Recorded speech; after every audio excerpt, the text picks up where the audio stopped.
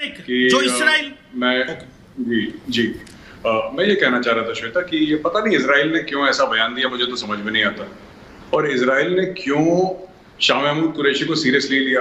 ये 20-20 रुपए के लिए बाल काटता है, एक्चुअली पीर है ये। मैं बताता हूँ इसका, शाह महमूद कुरैशी का मैंने वीडियो जारी करा था एक बार बहुत पहले। ये पीर है, ये पंजाब के गांव में लोगों के बाल काटता है, ये पीरी लेता है, उनसे पैसे लेता है 20-20 10-10 रुपए। अच्छा, ये पहली बार बंदा ना, ये बीच में पहली बार ये फॉरेन अफेयर्स के ऊपर बयान देता है, वरना तो इनके शेख रशीद ही निपटा देते थे इनका पूरा फॉरेन अफेयर्स। तो ये कभी, मैं एक तो इनको जो ना सीरियसली नहीं लेना चाहिए, पहली चीज ये। दूसरी चीज मैं आपको बताता हूँ क्या चक्कर है। देखिए, बिल्कुल जब आप अक़वाम मुत्तहिदा जाते हैं, यूनाइटेड नेशन जाते हैं, 10 लोग 10 बातें करते हैं, it's all right, it's okay. Israel एक खुद मुख्तार मुल्क है, इट्स अ सॉवरेन कंट्री, किसी को 2 रुपए का फर्क नहीं पड़ता, ये करते रहे। तो इजराइल के ऊपर पहली बार हो रहा है, इजराइल के ऊपर तो 50 साल से हो रहा है। क्या हो गया, इजराइल वहीं का वहीं खड़ा है। ये जितने भी अरब मुल्क थे, इन्होंने मिलकर 7-8 ने बोला कि हम मार देंगे यहूदियों को, खत्म कर देंगे। उसने सबके फेंटी लगाई, मार मार के लाल कर दिया, सबको भगा दिया। आज भी मार रहा है वो, 1947-48 से इनकी पिटाई कर रहा है। तो आप ये छोड़ दीजिए। तीसरी बात भारत का, कि साहब भारत को लेकर जाएंगे, लेके चले जाओ सर, हमने मना करा है, जरूर लेके जाओ। कश्मीर के ऊपर लेके जाना है, लेकर चले जाओ। जिसके ऊपर लेके जाना है, अपने दिल को खुश कर लो, राजी कर लो, जो करना है कर लो। यहां पे कख नहीं होना, और हम वही करेंगे जो हमें अपने मुल्क के फायदे में ठीक लगता है, चाहे वो इंटरनेशनल कानून के खिलाफ हो, चाहे दुनिया के कानून के खिलाफ हो, चाहे किसी के भी कानून के खिलाफ हो। हिंदुस्तान वही करेगा जो हिंदुस्तान के फायदे में है।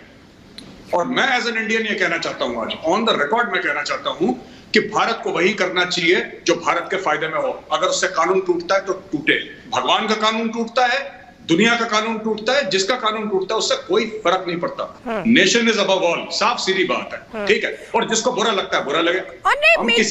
हम किसी के पैसों पे नहीं जीते, हम किसी के पैसों पे नहीं जीते। We are a sovereign country, we will do what we think is fit for this country. जो अनअपोलोजेटिक श्वेता, अनअपोलोजेटिक, बिना किसी को माफी मांगते हुए। यूनाइटेड नेशंस ने ये कह दिया, इसने ये कह दिया, उसने कह दिया, कहो, हम तो नहीं रोक रहे। क्या असेंबली है जहां पे इमरान खान जो इनके वजीर आजम है, वो ओसामा बिन लादेन को शहीद बोलते हैं, और वहां पे member of national assemblies openly atom bomb की बात करती हैं, न्यूक्लियर वॉर की बात करती हैं, और कहते हैं जिहाद कर दो।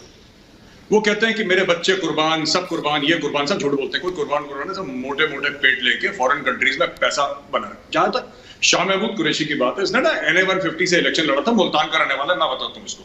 Shah Mahmood Qureshi never wanted to become foreign minister of Pakistan. उसको चीफ मिनिस्टर पंजाब बनना था, उसको मौका मिला नहीं। उसको ये ऐसे रोल में फंसा है बेचारा जिसको उसमें 2 रुपए का इंटरेस्ट नहीं है, शाह महमूद कुरैशी को। एक और चीज मैं आपको बताता हूँ, प्रॉब्लम क्या है पाकिस्तान। हमने 370 से हटाया, कश्मीर की बात करनी है, कश्मीर की बात कर लो, ठीक है ना। आपने उसमें क्या कर लिया? पाकिस्तान कहता है कश्मीर हमारी शाह रग है, ठीक है।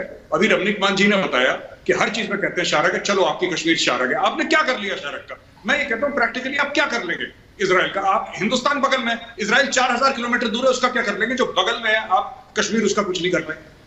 हमारी तो 1994 की एक रेजोल्यूशन है कि complete state of Jammu and Kashmir, erstwhile Jammu and Kashmir including Gilgit Baltistan is part of India. आप उसका कुछ नहीं कर पाए। हमने 370 हटा दिया, 35 से हटा दिया। क्या कर लिया आपने? क्या कर लिया दुनिया ने? फिर करेंगे जो हमें करना है, क्योंकि उसका रीजन है। ये गुंडागर्दी नहीं है, ये दादागिरी नहीं है, ये हम खुद मुख्तार मुल्क हैं।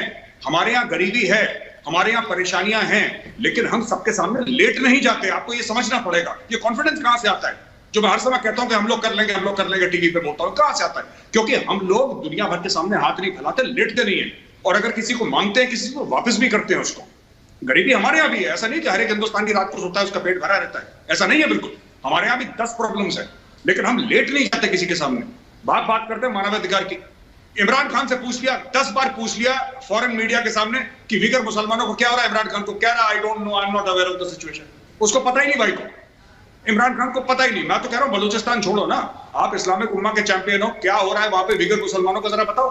नहीं बोलता वहां पे। शाह महमूद कुरैशी, उस लेडी जर्नलिस्ट ने पूछा, मैं नाम बोल रहा हूं, CNN की, उसने पूछा क्या हो रहा है, चुप हो गया, कह रहा है नहीं, नो, हम लोग उनसे बात करेंगे। तो ये दोगली नीति नहीं होनी चाहिए। इंडिया की नीति क्या है श्वेता, आप बताओ ना। फिलिस्तीन को लेकर क्या है? हम कहते हैं 2 स्टेट सोल्यूशन होना चाहिए। 2018 में मोदी जी गए थे इजराइल, वो फिलिस्तीन भी गए, उनको ग्रैंड कॉर्नर ऑफ फिलिस्तीन दिया गया, जो कि हाईएस्ट अवार्ड है जो कि फॉरेनर को दिया जा सकता है। इंडिया की तो ये स्टेटेड पॉलिसी है ना कि इजराइल और फिलिस्तीन के बीच में। पर पाकिस्तान की क्या पॉलिसी है? पाकिस्तान की यह पॉलिसी है कि अपने ब्रिगेडियर को वहां पे भेजो और 25,000 फिलिस्तीनियों का गला काट दो। ये पॉलिसी है। हमने तो नहीं काटा फिलिस्तीनियों का गला, हम तो फिलिस्तीनियों के साथ खड़े हैं। आज हम हमास के खिलाफ हैं भाई, हमास और फिलिस्तीनों में को बचा लेंगे आप लोग? और मैडम पहली बात तो ये है कि अगर इसराइल ने ये कहा है तो ये पाकिस्तान की जीत है ना। हमारी जीत ये है कि उनको हीट फील हुई है, उनको महसूस हुआ है। उनको सुनिएगा मैडम, सुनिएगा, उनको महसूस हुआ है कि जो पाकिस्तान ने एफर्ट की उसकी उनको जो तपश है वो लगी है। तो मुझे लग रहा है जिस तरह आप बोल रही है ना मैडम, वो तपश इंडिया की तरफ आ रही है, एक बात। और दूसरी बात, जितनी जनरल स्टेटमेंट उन्होंने की है ना कि शीशे के घर में बैठे हुए हैं, इस तरह तो हम सबको ही कह सकते हैं भाई आप शीशे के घर में बैठे हैं।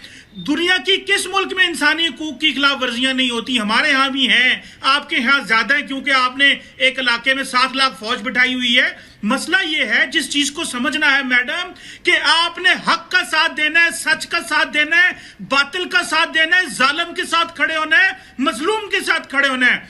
आपने फैसला किया है जालिम के साथ खड़े होने का, हमने फैसला किया है मजलूम के साथ खड़े होने का।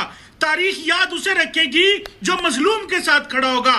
जालिम को तो लिखा जाएगा तारीख में जरूर, जालिम का कुछ वक्त जरूर रहेगा, जालिम को दुनिया याद रखेगी। लेकिन आज न्यूयॉर्क टाइम्स ने इस फलस्तीन के जो बच्चे शहीद हुए हैं उन सब की तस्वीरें लगाई हैं और कहा है ये बच्चे ही तो थे, इनके हाथ में तो कुछ भी नहीं था।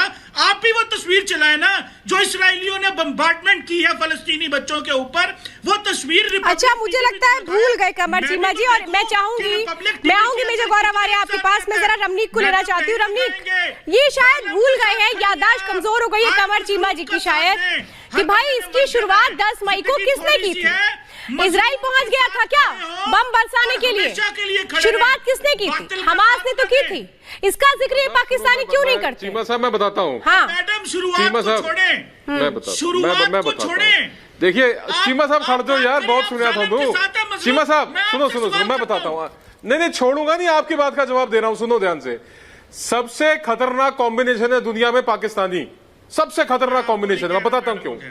एक तो बेवकूफ, ऊपर से ओवर कॉन्फिडेंट, ये सबसे खतरनाक कॉम्बिनेशन है दुनिया का।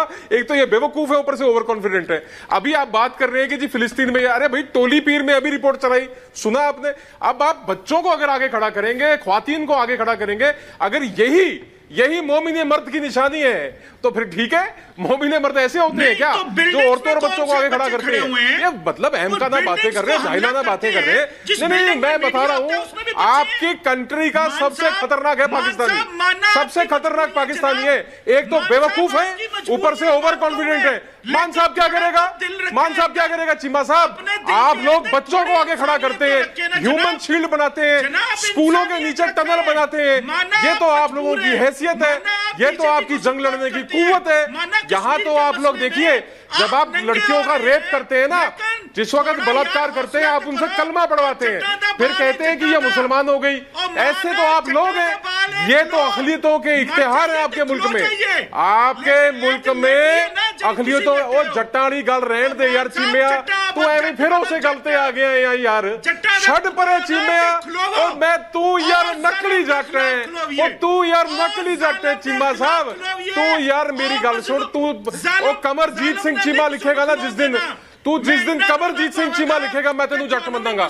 आई will accept you as a Jatt when you write Kamarjeet Singh Cheema. I don't accept you. आप लोग डर के, और जट डरते नहीं होंगे, आप लोग डर के मुसलमान हो गए थे। ये अखिलियतों का देखिए, मैं उसमें जाना नहीं चाहता। I don't want to go on to that topic, पर मैं आपको सच्चाई बता रहा हूं। आप दुनिया के सबसे खतरनाक, एक पाकिस्तानी एटम बम है, एक पाकिस्तानी एटम बम है भाई। आप बेवकूफ भी हैं और कॉन्फिडेंट भी हैं। ये दोनों चीजें आपके ऊपर बिल्कुल लागू होती हैं। आपकी जो मैक्सिमम आबादी है वो अनपढ़ है, आपको पता ही नहीं फिलिस्तीन का और इजराइल का मसला क्या है। मैं जरा चाहती हूँ ललित अंबरदार जी आ जाए, ललित अंबरदार जी। और आपको कहानी नहीं पता। ललित अंबरदार जी, मेरे को रमनीक देखिए, बात तो सही है। देखिए मैं यही तो नहीं समझ पा रही हूँ ना कि ये कंफ्यूज कंट्री क्या करेगी। इसको ये नहीं समझ में आता हमारे यहाँ क्या हो रहा है। इसको सिर्फ 2 चीजें नजर आती हैं कि कहां आतंकिस्तान को हम बढ़ावा दे दें, और दूसरा इनको नजर आता है कश्मीर। इसके अलावा तो इनकी शायद दुनिया ही नहीं है। ललित अंबरदी, ललित जी। देखिए ऐसा है, मैं चाहूंगी मुझे 30 सेकंड दे दीजिए, ये बहुत जरूरी है। हेलो, आवाज आ रही है ना? जी जी जी जी जी सर। हेलो जी सर, आप अपनी बात रखिए सर, आपकी आवाज आ रही है। चलिए मैं आपके पास दोबारा से आऊंगी और इस वक्त मेजर गौरव आर्या कुछ कहना चाह रहे हैं। मेजर गौरव आर्या, देखिए ऐसा है, जो रमनीक मान जी ने बात करी ना, मुझे हंसी भी इसलिए आई क्योंकि बात तो सच्ची कर रहे हैं, वो बात तो गलत नहीं कर रहे, लेकिन उन्होंने बड़े ह्यूमर के साथ बात रखी है, तो I really appreciate and respect his words. मैं ये कहना चाहता हूं जी कि देखिए साफ सीधी बात है, पाकिस्तान का ये कहते हैं हम फिलिस्तीनियों के हिमायती हैं हम लोग ना, हमारा दिल बड़ा दुखता है, तो इनके भगवान ना करे पाकिस्तानियों का दिल किसी के लिए दुखे। पिछली बार दिल दुखा था 1979 में, ब्लैक सितंबर में इन्होंने 25,000 फिलिस्तीनियों के गले काट दिए। अब आजकल फिर दुख रहा है इनका दिल फिलिस्तीनियों को लेके, तो जितनी बार दुखता है इनका दिल, कहीं ना कहीं खून बहता है। देखिए जो अपने अकलियतों के साथ करते हैं, माइनॉरिटीज के साथ हैं, वो अलग चीज है। पाकिस्तान में कोई नहीं छूटा। पाकिस्तान में 2006 से और 2016 में कराची शहर में 25,000 मुहाजिर मार दिए, जिसमें से ज्यादातर सुन्नी थे, वो तो माइनॉरिटी थे भी नहीं, उनको निपटा दिया इन लोगों ने। तो मतलब मैं ये कह रहा हूं कि पाकिस्तान बना क्यों था कि मुसलमानों का एक अमन का गहवारा होगा। साहब बोला कि सब अमन का गहवारा होगा, वहां पे मुस्लिम रहेंगे, उनके हुकूक। सबसे ज्यादा Muslims have killed Muslims in Pakistan. जी जी जी सर। पाकिस्तान में तो हिंदू है ही नहीं, किसने मारा? तो मैं ये कह रहा हूँ ये सब बातें जो श्वेता करते हैं ना कि इसके हुकूक की उसके हुकूक की, भैया पहले अपने हुकूक की बात कर लो, पहले अपने हुकूक की बात। अब्दुल समद साहब मैं चाहती हूँ 20 सेकंड में आप अपना जवाब दे दीजिए। 20 सेकंड में अपना जवाब दीजिए। आयरन डोम से डर लग गया क्या? या लग गया कि आतंक के खिलाफ हर जगह कार्रवाई होगी, तो फिर पाकिस्तान क्या करेगा? मैं मेरे साथ को ये बात क्लियर कर दूं कि स्लिप ऑफ, मैं जब भी उसामा बिन लादेन शहीद की बात करता हूँ, मैं शहीद स्लिप ऑफ टंग की वजह से नहीं कहता। मेरा ये मानना है कि एक सस्पेक्ट को आपने बगैर ट्रायल के कत्ल कर दिया दूसरे मुल्क में आके, मैं उसको आज भी शहीद मानता हूँ, क्योंकि आपके इंटरनेशनल कोर्ट में किसी भी लॉ में कोई आप उसको वो नहीं दे सके। तो लिहाजा ये क्लियर हो जानी चाहिए कि पाकिस्तान को कंफ्यूज स्टेट नहीं है। लेकिन पाकिस्तान आई एम सॉरी मैं बीच में आपको काट रहा हूँ। इस्लाम में शहीद का मतलब वो है जो इस्लाम के लिए मरे, जो इस्लाम के लिए मरे।